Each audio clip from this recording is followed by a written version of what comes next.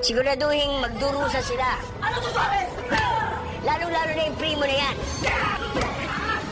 Hindi ako basta-basta mapapakalma.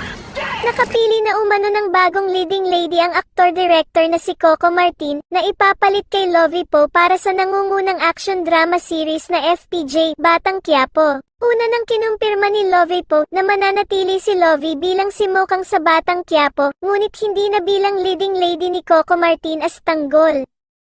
Magte-taping ulit ang aktres ngayong September at sabay silang aalis ni Coco patungong Milan, Italy para sa guesting nila sa programang ASAP Natin To na gaganapin sa September 10.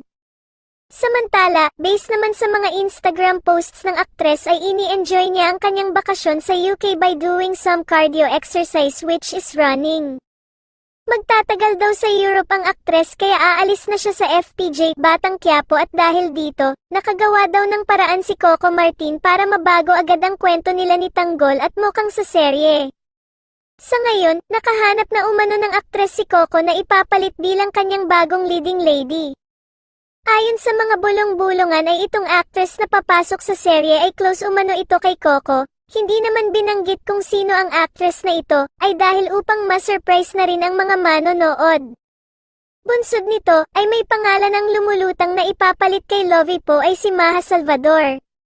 Si Maha ay isa sa nakatambal ni Coco sa naunang serye na FPJ, ang probinsyano at maganda ang kanilang tandem.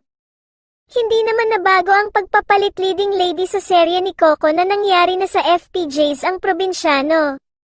Magmula kay Maha Salvador, naging si Yasi Pressman at ang ending ay si Julia Montes. Matunog din ang isang premyadong aktres na papasok sa FPJ's Batang Quiapo at mahalaga ang role na gagampanan. Malapit kay Coco ang aktres na ito at mukhang tinutuon nito ang biruan nila noon na bakit hindi siya kunin sa teleseryeng ito.